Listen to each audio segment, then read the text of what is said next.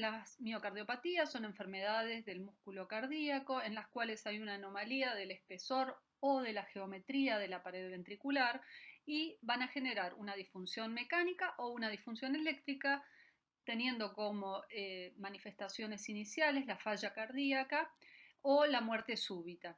Están asociadas con una elevada morbilidad y mortalidad, muchas de ellas son motivo de trasplantes cardíacos y podemos ver dos grupos principales.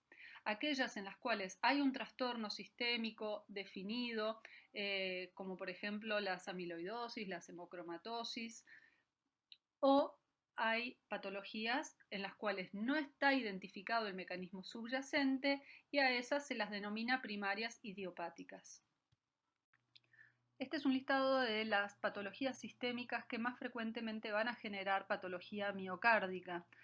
Son enfermedades, algunas de ellas infrecuentes, como las enfermedades de depósito, pero fíjense que figura dentro del listado de enfermedades endócrinas la diabetes mellitus, el hipertiroidismo, el hipotiroidismo, etc. Son enfermedades que está bien tener en cuenta que van a tener afectación miocárdica y que son prevalentes en la población, por lo cual antes de diagnosticar una miocardiopatía como primaria hay que hacer una buena anamnesis y un examen general para descartar estas patologías.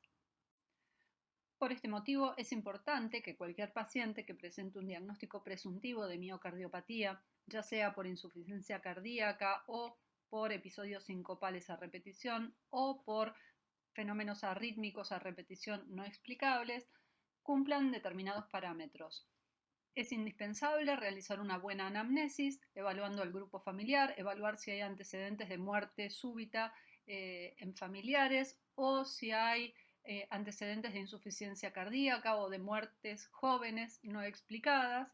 Es importante asimismo la exposición a tóxicos, el consumo de sustancias, el antecedente de embarazo. ¿Sí? Todos estos parámetros nos van a ayudar a diferenciar una patología sistémica o secundaria de una enfermedad primaria del miocardio y de probable etiología genética.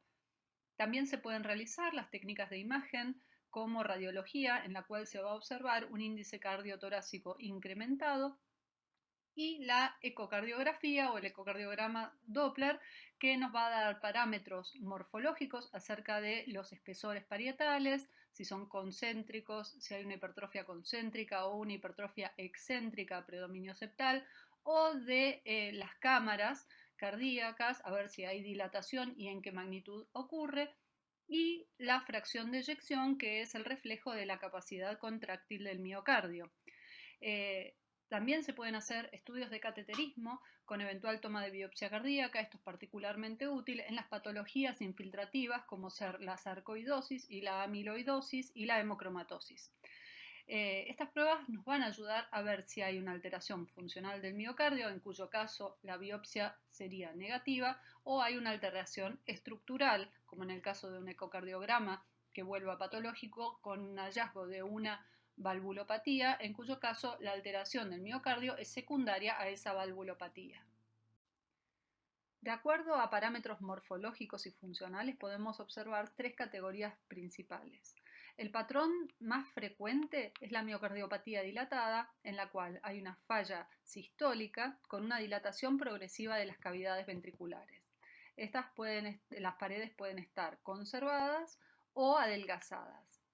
La segunda forma más frecuente es la miocardiopatía hipertrófica, en cuyo caso, como su nombre lo indica, hay una hipertrofia intensa de la pared ventricular, a predominio septal. En este caso, todas las cardiopatías hipertróficas primarias en las cuales no hay una causa ni valvulopática ni hipertensiva asociada son familiares y son genéticas.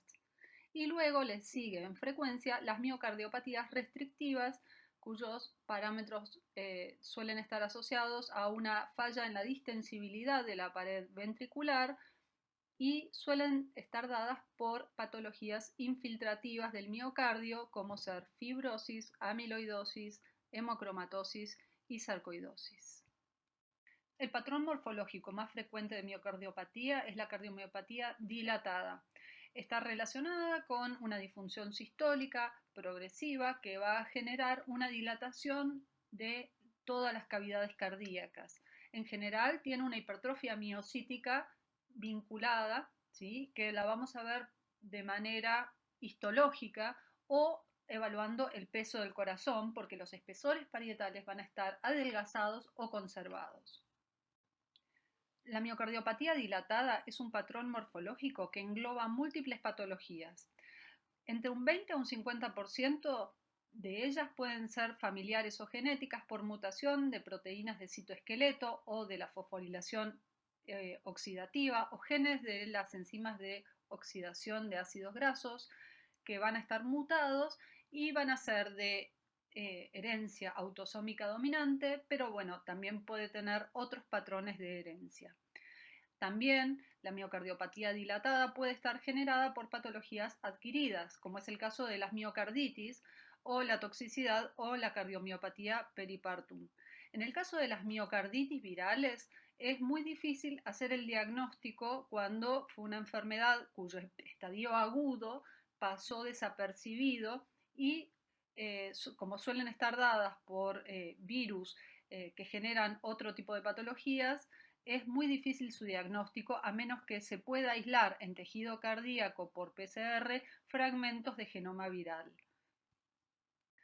Aquí podemos observar estas imágenes. A la derecha una radiografía de tórax en la cual observamos un corazón muy agrandado en forma de botellón con un índice cardiotorácico incrementado, y en la imagen de la izquierda una pieza patológica en la cual vemos un corazón flácido que tiende a aplastarse sobre la mesa y con todas las cavidades marcadamente dilatadas.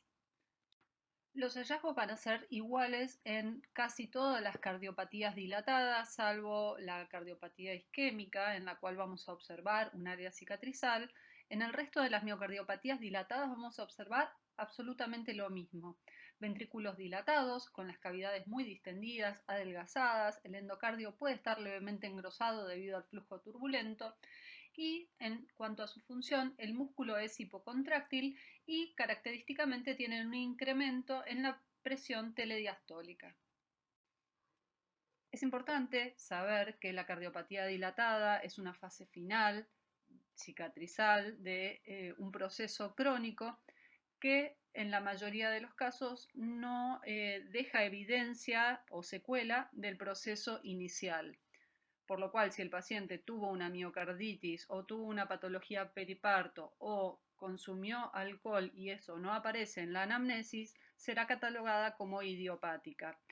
En cambio, si en algunas patologías como la cardiopatía isquémica o la secundaria miocarditis de tipo reciente en la cual todavía haya vestigios de antígenos virales en las lesiones, podremos identificar una causa subyacente.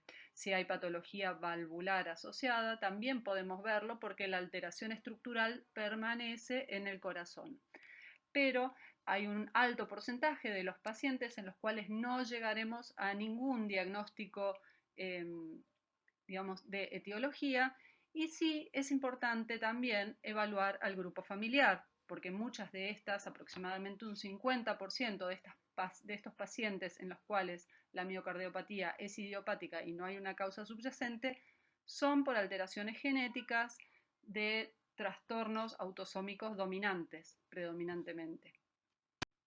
La cardiopatía isquémica crónica representa la forma reconocida secundaria más frecuente de miocardiopatía dilatada, representando hasta un 60% de los pacientes que tienen insuficiencia cardíaca.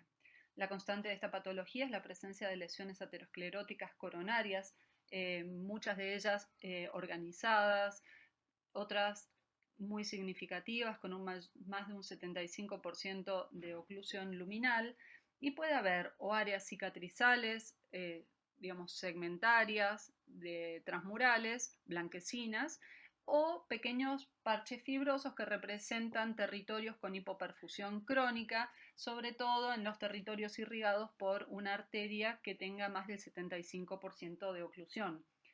Eso genera un miocardio hibernado. Hay otros procesos que luego de un infarto van a agravar el remodelamiento de las áreas circundantes y tienen que ver con la sobrecarga de las áreas no afectadas por la isquemia y por el otro lado la insuficiencia mitral secundaria, disfunción de los músculos papilares con el incremento de la sobrecarga del volumen y luego de además la fibrosis, los parches fibrosos cicatrizales que comprometen al sistema de conducción, el desarrollo de arritmias. Esto va a generar una mayor sobrecarga y una mayor disfunción del músculo con una mayor dilatación. En esta imagen podemos observar dos cortes de una pieza de explante cardíaco en la cual vemos una dilatación moderada de la cavidad ventricular izquierda.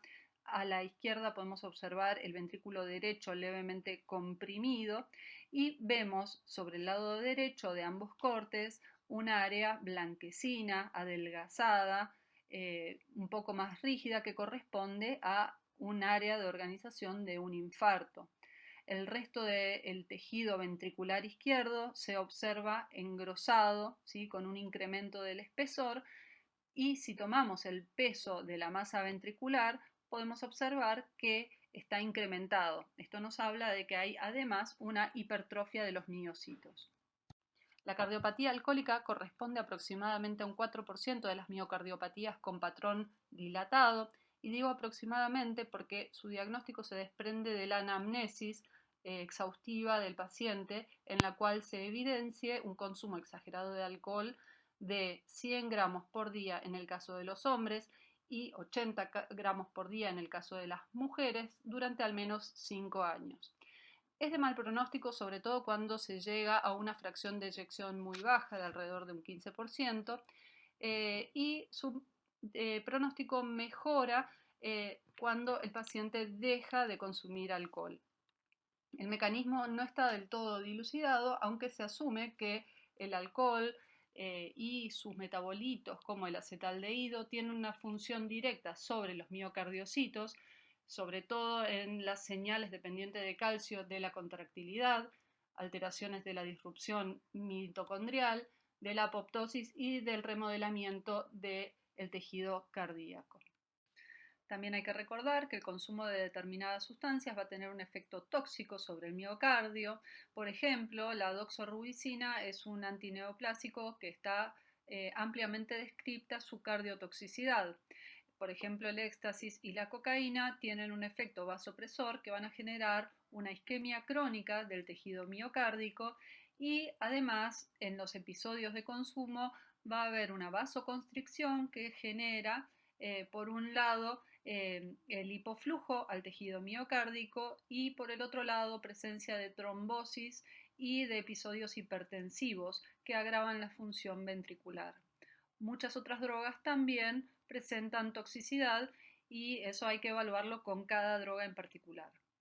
La miocardiopatía dilatada periparto es la disfunción sistólica que se presenta en pacientes que cursan desde el 8º mes de embarazo hasta los 5 meses posteriores al parto, que no tiene una enfermedad cardiológica previa o demostrable y puede darse en 1 a 1300 a 1 en 4000 nacimientos, con un leve predominio de pacientes afroamericanas, y la etiología es desconocida.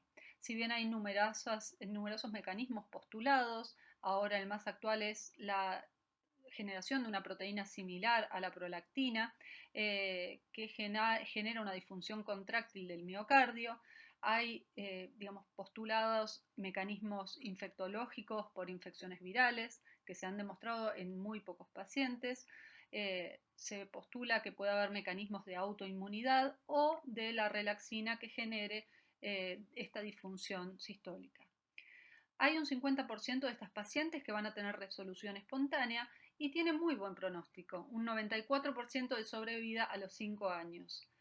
La histología es completamente inespecífica, por lo cual es indispensable contar con el dato del embarazo y el parto.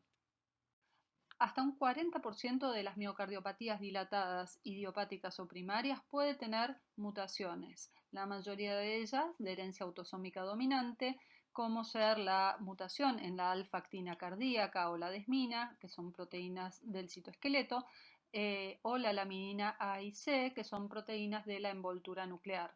Puede haber patologías de herencia mitocondrial o ligada al X como la enfermedad de Duchenne. Se conocen más de 40 mutaciones relacionadas con las miocardiopatías dilatadas familiares. El diagnóstico genético no está disponible en nuestro país, pero en el caso de presentar uno o más parientes de primer grado afectados por muerte súbita o insuficiencia cardíaca de causa desconocida, es importante el consejo genético. La miocardiopatía dilatada es una patología heterogénea que, de acuerdo a las distintas mutaciones o factores concomitantes, puede presentarse en adultos de entre 20 y 50 años como insuficiencia cardíaca lentamente progresiva, con mal pronóstico, que hace que estos pacientes puedan requerir la implantación de dispositivos de desfibrilación ventricular o de asistencia ventricular, y muchos de ellos necesiten un trasplante cardíaco. Desde el punto de vista anatomopatológico, la mayoría de las miocardiopatías dilatadas se presentan igual independientemente de su etiología. Macroscópicamente vemos un corazón que está incrementado en tamaño y peso debido a la hipertrofia y a la dilatación de todas sus cámaras, suele ser flácido y debido a esta dilatación de las cavidades, a la alteración de la geometría de la cavidad ventricular y a la disminución de la fracción de eyección, hay una propensión al desarrollo de trombos murales. Estos trombos murales suelen estar entre los músculos papilares y pueden estar en distintos estadios evolutivos. Asimismo, por la dilatación del anillo valvular podemos observar insuficiencia mitral o tricuspidea. En la microscopía los hallazgos de vuelta son inespecíficos. Podemos observar un infiltrado inflamatorio predominantemente compuesto por linfocitos y miocitos, que son en sectores hipertróficos con macronucleolos, con fibrosis intersticial y endocárdica de grado variable. Esta última reactiva a este flujo turbulento y peculiarmente no hay una severidad de los hallazgos histológicos que se correlacione con la disfunción sistólica. En la histología, en este corte teñido con hematoxilina eosina, podemos observar que coexisten miocitos con un diámetro incrementado, con núcleos hipercromáticos, cuadrados, que corresponden a células con hipertrofia, y miocitos con un diámetro transversal disminuido, atenuados, con los núcleos picnóticos y pequeños. Esto es característico de cualquier miocardiopatía dilatada, incluso con este depósito de colágeno intersticial muy extenso. En todas las miocardiopatías dilatadas se observa igual, así sean pericarpo, alcohólicas o idiopáticas. En este corte teñido con hematoxilina eosina podemos observar estos miocitos con un diámetro disminuido. Estos son los denominados miocitos atenuados, en los cuales puede haber incluso vacuolización citoplasmática focal. En este corte teñido con tricrómico de Masson podemos observar los intensos depósitos de tejido colágeno intersticial y en sectores perivascular. Un 20 o un 30% de los pacientes infectados por Trypanosoma cruzi van a desarrollar algún grado de cardiopatía. Un 10% de ellos van a desarrollar una miocardiopatía dilatada. Los mecanismos propuestos para este daño son variados. Uno de ellos es el daño directo por acción parasitaria durante la fase aguda y crónica. Otro de los mecanismos propuestos involucra fenómenos de inmunidad cruzada entre el parásito y el organismo y daños en la microvasculatura. Generalmente da una miocardiopatía global con afectación característica a nivel de la punta del ventrículo izquierdo, generando una dilatación aneurismática, que es un signo muy característico de esta patología. El diagnóstico es serológico. Tenemos que ver si el paciente estuvo expuesto al Trypanosoma cruzi y pueden persistir o no microorganismos y puede tener episodios de reactivación parasitaria. En esta imagen macroscópica podemos observar un ventrículo izquierdo y derecho con sus cavidades intensamente dilatadas Y a nivel del ápex del ventrículo izquierdo podemos observar un adelgazamiento parietal menor a 2 milímetros con un aspecto sacular. Esto corresponde a una dilatación aneurismática y este tipo de patologías favorece el desarrollo de trombos murales que pueden o no embolizar. Asimismo, son patologías intensamente fibrosantes, sobre todo a nivel del subendocardio y sistema de conducción, lo cual va a generar fenómenos arrítmicos.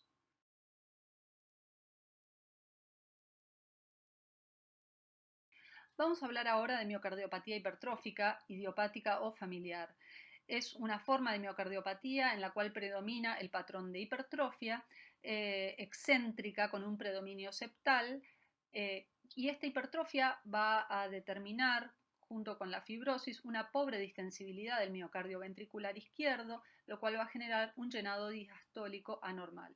La función sistólica va a estar preservada y puede observarse una obstrucción intermitente del flujo de salida del ventrículo izquierdo por la protrusión del mismo septum.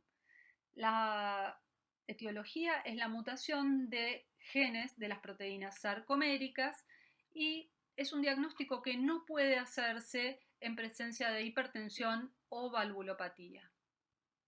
Anatomopatológicamente los hallazgos son bastante característicos. Se observa un corazón con un peso incrementado, con las cavidades relativamente preservadas y presenta al corte un incremento del espesor de todas las paredes del ventrículo izquierdo, pero a predominio del septum interventricular. Sobre todo este incremento del septum a nivel subvalvular y en relación con este incremento del espesor del septum interventricular podemos ver un engrosamiento endocárdico generado por la obstrucción funcional del flujo de salida del ventrículo izquierdo que genera también un engrosamiento de la valva mitral anterior. Microscópicamente es muy característica la hipertrofia muy intensa de los miocitos con fibrosis intersticial asociada y como signo patognomónico el desarreglo de los miocitos y de los elementos contráctiles dentro de los mismos miocitos.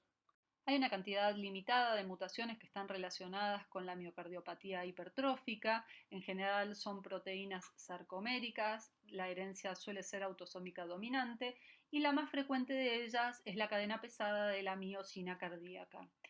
El pronóstico de la miocardiopatía hipertrófica y su forma de presentación e incluso algunos rasgos macroscópicos va a estar relacionada con el tipo de mutación puntual.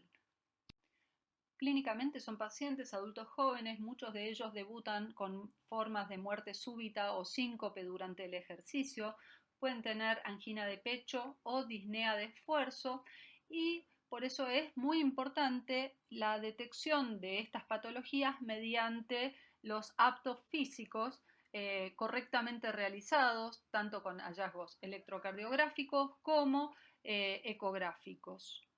Es importante recordar que debemos descartar, previo al diagnóstico de miocardiopatía hipertrófica familiar, el compromiso por enfermedades sistémicas como amiloidosis, que si bien presenta un patrón restrictivo, puede generar un incremento de los espesores parietales por el depósito de material amiloide, o las causas de hipertrofia por incremento de la presión, como ser la hipertensión arterial y las valvulopatías.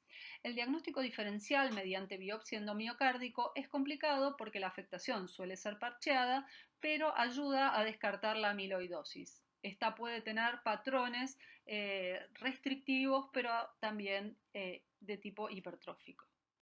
En esta imagen macroscópica podemos observar que todos los espesores parietales de este ventrículo izquierdo se encuentran incrementados, pero es muy llamativo el incremento muy marcado del espesor del septum interventricular. Si lo comparamos con esta pieza de un paciente con hipertensión arterial, vemos que aquí el espesor parietal se encuentra incrementado en todas las paredes del ventrículo por igual.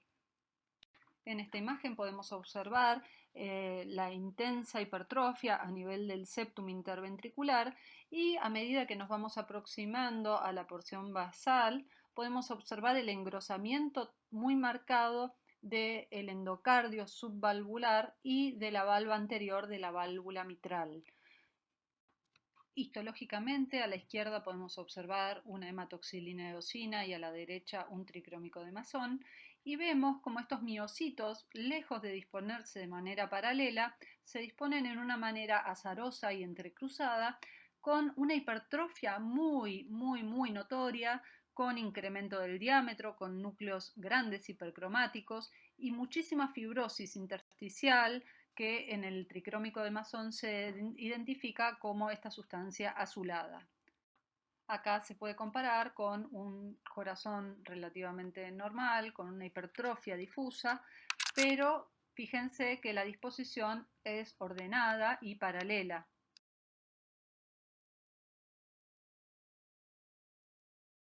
En cuanto a las miocardiopatías restrictivas, son patologías caracterizadas por una infiltración del miocardio que van a generar una rigidez anormal. Suelen generar un descenso en la distensibilidad ventricular que va a generar un llenado ventricular deficiente durante la diástole y no suelen afectar al ventrículo derecho. El volumen sistólico puede estar normal o disminuido. Las miocardiopatías restrictivas abarcan numerosas patologías, muchas de las cuales ustedes ya vieron en Pato 1, dentro de las cuales podemos mencionar la hemocromatosis, la acumulación de metabolitos por errores congénitos, la amiloidosis, la sarcoidosis, la toxicidad por antraciclina y la fibrosis endomiocárdica. En cuanto a la anatomía patológica, la macroscopía y la microscopía van a depender enormemente de la patología que genera esta restricción. Suele verse ventrículos de un tamaño normal, con cavidades que no van a estar dilatadas, con un miocardio con una consistencia incrementada y no distensible. Esta falla de llenado diastólico va a generar una dilatación biauricular muy importante que puede incluir presencia de trombos auriculares. En la microscopía depende específicamente si tenemos amiloidosis o sarcoidosis, pero es habitual encontrar fibrosis intersticial y en general es de mucha utilidad la realización de una biopsia endomiocárdica para el diagnóstico y tratamiento de las patologías. Anatomopatológicamente vamos a observar en la amiloidosis cardíaca un miocardio con una consistencia incrementada, con espesores parietales incrementados, conservados o adelgazados. Y en la histología vamos a observar la presencia de material extracelular eosinófilo amorfo, tanto en las paredes vasculares como en el intersticio cardíaco, que con la técnica de rojo Congo se observa con la luz normal como rojizo, y con la observación con luz polarizada se observa como birrefringente color verde manzana. No nos vamos a extender mucho con amiloidosis porque ustedes lo vieron en Pato 1. En cuanto a la hemocromatosis, vamos a ver una miocardiopatía que puede ser dilatada o restrictiva, y macroscópicamente se ve como marrón o dorado el miocardio. Y en la microscopía se observa la presencia dentro de los miocitos y macrófagos del intersticio, este pigmento marrón dorado refringente que se pone de manifiesto con la técnica de azul de Prusia o azul de Perls. No es lineal la correlación entre los depósitos y el grado de disfunción sistólica.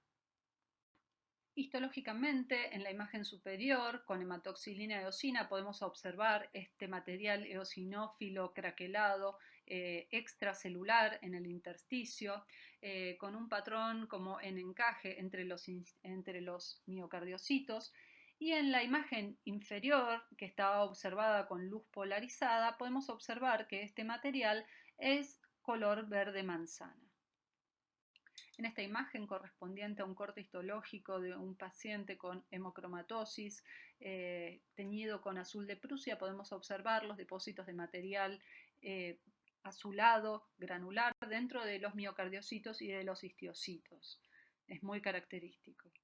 Otras causas de miocardiopatía restrictiva son la fibrosis endomiocárdica, que como su nombre lo indica, es la fibrosis que compromete el endocardio y subendocardio y va infiltrando hacia el miocardio de ambos ventrículos, con compromiso frecuente de las válvulas tricúspide y mitral. Esta fibrosis va a generar una disminución de la distensibilidad de ambos ventrículos con dilatación auricular. La etiología es desconocida, aunque es más frecuente en países tropicales y levemente más frecuente en mujeres. Por el otro lado, la endomiocarditis de Loeffler es una fibrosis endomiocárdica con un gran trombo mural y puede tener compromiso por eosinófilos. Está asociado a eosinofilia periférica e infiltrados eosinofílicos en otros órganos. En la macroscopía se observa una intensa fibrosis de todo el endocardio, de ambos ventrículos, desde el ápex hacia la base, que puede tironear del tracto de salida de la válvula pulmonar incluso. Bueno, eso es todo. Cualquier duda pueden consultar vía mail. Estamos disponibles para lo que necesiten. Muchas gracias.